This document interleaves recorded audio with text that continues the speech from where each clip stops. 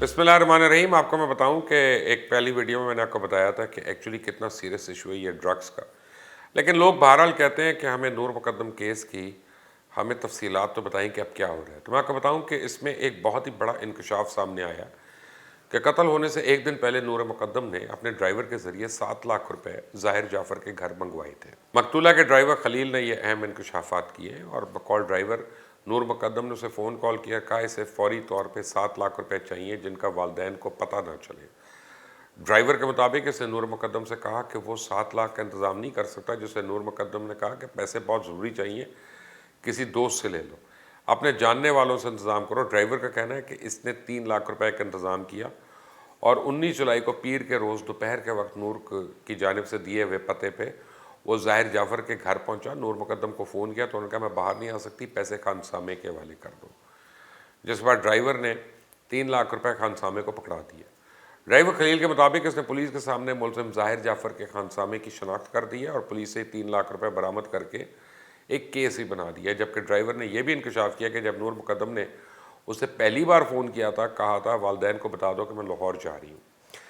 Driver जब वालदैन को लाहौर से मुतल्लिक बताने घर के अंदर गया तो नूर मुकद्दम की वालदा नूर मुकद्दम के वालिद से इसी मामले पे बात करनी थी और वालिद कह रहे थे कि कल ईद का दिन है, नूर लाहौर क्यों जा रही है।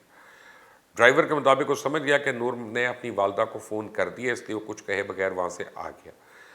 तहकीकात करने वाले ज़राए के मुताबिक नूर का अपनी वालदा से रब्ता था और नूर ने अपनी ज़िंदगी का आखिरी रोज़ यानी 20 जुलाई को मंगल के दिन सुबह 10 बजे अपनी माँ से फ़ोन पे बात भी की थी।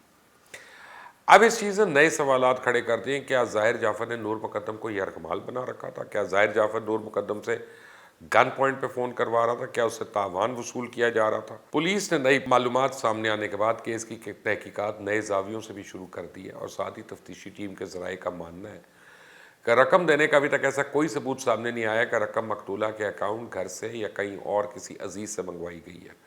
इसी को तस्दीक नहीं हो सकी। अब तक तफ्तीश के मुताबिक नूर मुकद्दम ने अपनी ज़िंदगी के आखिरी दिन सुबह के वक्त वालदा के नंबर पर 3 मिनट बात भी की।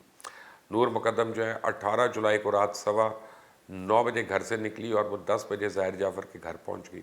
पुलिस ने नूर पर तशद्दुद के वीडियो शवाहिद भी हासिल कर ली हैं। अब इस फुटेज के मुताबिक नूर मुकद्दम 4:30 बजे बैल्कनी से भागकर गार्ड के पास आई। नूर ने अपने आप को सिक्योरिटी गार्ड के कैबिन में बंद कर लिया।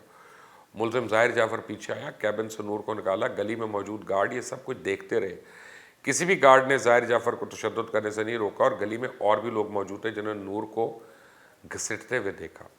और इस वीडियो में यह भी देखा जा सकता है किस तरह मुलज़िम इसको दोबारा ऊपर लेकर गया। तशद्दुद से लेकर कत्ल तक का अमल 3 घंटे के दौरान किया गया। फुटेज के मुताबिक बहाली मरकज़ की टीम काफ़ी देर बाद मुलज़िम के घर पहुंची और फुटेज में यह भी देखा जा रहा है कि बहाली मरकज़ की टीम के आने से पहले ही मुलज़िम नूर मुकद्दम को कत्ल कर चुका था। यानी जो बात मैंने गुज़िश्ता वीडियो में की थी कि घर के मुलाजिम, गार्ड, ज़ाहिर जाफ़र के वालदैन भी इतने ही इस कत्ल के ज़िम्मेदार हैं जितना ज़ाहिर जाफ़र खुद है, क्योंकि अगर ये थोड़ी सी भी हिम्मत दिखाते और ज़ाहिर को रोकते तो इस मासूम बच्ची का कत्ल ना होता। बहरहाल इस हवाले से पुलिस हिरासत में जो गार्ड्स हैं उनका कहना है कि वो मुलाजमीन है। ज़ाहिर जाफ़र बदतमीज़ आदमी है, बुरा भला कहता है, हमको डर था कि हम में से किसी एक को ना मार देता, इस वजह से हमने रोका नहीं। हम मुलाजिम लोग हैं, हमको अपनी नौकरी की फ़िक्र थी, पर हमने ज़ाहिर जाफ़र के वालदैन को बर वक्त इत्तला दे दी थी। इम्पॉर्टेंट नोट, उन्होंने ज़ाहिर जाफ़र के वालदैन को बर वक्त इत्तला दे दी थी, आगे उनकी जिम्मेदारी थी। अब इसी मामले पे ज़ाहिर जाफ़र के वालदैन से पूछगछ हुई तो पहले तो इसकी माँ ने यह मानने को तैयार ही नहीं कि इसके बेटे ने कत्ल कर दिया, जबकि उसके बाप का कहना है कि हमको अंदाज़ा नहीं था ज़ाहिर जाफ़र इतना वायलेंट हो गया था। फिर जब पुलिस की जानिब से पूछा गया क्या पुलिस को बुलाने की बजाय थेरेपी वर्क्स को क्यों बुलाया गया, तो इसके वालिदैन ने मौक़िफ़ दिया हमारा सोसाइटी में एक मकाम है, हमको डर था कि मीडिया में खबर आ जाएगी, हम बदनाम हो जाएंगे, हमको अंदाज़ा नहीं था कि वो नूर मुकद्दम को कत्ल कर देगा। और मैं आपको बताऊँ, ज़ाहिर जाफ़र को मामूली कातिल नहीं, एक जीती जागती गुड़िया को हाथों से मरोड़ कर तोड़ कर ये खूंखार दरिंदा है। खुदा जाने इसके अंदर के हैवान को वालदैन क्यों बचा रहे हैं। अभी तक ये नहीं मैं मानता कि वो पहचानते नहीं थे।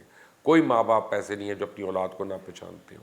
क्यों नूर मुकद्दम अपने दोस्त को नहीं जान सकी, क्यों मोहल्लेदार, रिश्तेदार, दोस्त, अहबाब, साथी उसके अंदर का हैवान नहीं देख सके, या देखा तो आंखें बंद कर लीं। दूसरी जानिब ज़ाहिर जाफ़र का पुलिस ने इस्लामाबाद की अदालत से मज़ीद 2 दिन का जिस्मानी रिमांड ले लिया। मुलज़िम के वकील अंसर नवाज़ मिर्ज़ा ने मज़ीद जिस्मानी रिमांड की मुखालफत की, पर अदालत ने वकील की बात ना मानते हुए مزید ریمانڈ دے دیا۔ ساتھ ہی جب پولیس سماعت کے بعد عدالت سے ملزم کو واپس لے کے جا رہی تھی تو ظاہر جعفر کا کہنا تھا میری جان کو خطرہ ہے، کہیں کوئی حملہ آور نہ ہو جائے اور اس کی جان لے لے۔ کاش اس کو خیال اس وقت آتا جب یہ خود کسی کی جان لے رہا تھا بے گناہ کی۔ ویسے پولیس کے مطابق زاہد جعفر نے مان لیا کہ قتل اس نے کیا، مگر قتل کی وجوہات کبھی کچھ بتاتا ہے کبھی کچھ، یعنی جھوٹ بولتا ہے۔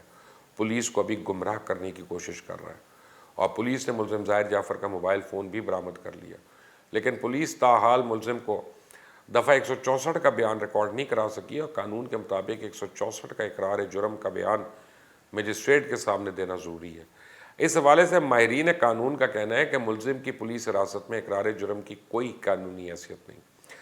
نور مقدم کے معاملے میں لوگ ابھی سے ان خدشات میں گھر گئے کہ پولیس سے لے کر گواہوں تک کوئی اپنی ذمہ داری نہیں ادا کر رہا، یا آخر میں پیسے کے زور پہ مقتولہ کے ورثاء پر صلح مسلط کر دی جائے گی۔ یوں شاہ زیب کی طرح نور کا خون بھی رزق خاک ہو جائے گا۔ اللہ نہ کرے اس بار ایسا ہو اور انسانی جان کی حرمت پھر پامال ہو، کیونکہ نور مقدم کا قتل محض ایک بیٹی یا عورت کا قتل نہیں، ایک جیتے جاگتے انسان کا قتل ہے۔ اللہ کی آخری کتاب کہتی ہے یہ پورے انسانیت کا قتل ہے، اور یہ خاندان کے خلاف بھی جرم ہے کہ اب وہ تاحیات دکھ میں مبتلا کر دیے گئے ہیں۔ یہ اس معاشرے پر بھی حملہ ہے جسے عدم تحفظ کے احساس میں مبتلا کر دیا گیا۔ یہ پروردگار عالم کے خلاف بھی اعلان بغاوت ہے جسے زندگی اور موت کو اپنے دائرۂ اختیار میں رکھا اور قاتل نے اس کو اپنے ہاتھ میں لینا چاہا۔ اس لیے میں تو اس چیز کا قائل ہوں کہ زاہد جعفر کے لیے کوئی معافی نہیں، کیونکہ اس کا یہ جرم کسی انسان یا کسی خاندان کے خلاف نہیں، اس پورے معاشرے کے خلاف ہے، جس کی اس اندوناک قتل کو سن کر معاشرے کی تو چولیں ہل گئی ہیں۔ لیکن لگتا یہ ہے کہ بہت بڑے بڑے لوگ اس ساری کارروائی میں قاتل کو بچانے آ گئے ہیں۔ آپ دیکھیں ہر طرح کی خبریں پھیلائی جا رہی ہیں، ویڈیوز لیک کی جا رہی ہیں کہ جو یہ نشئی تھا، مرزور تھا، مجبور تھا۔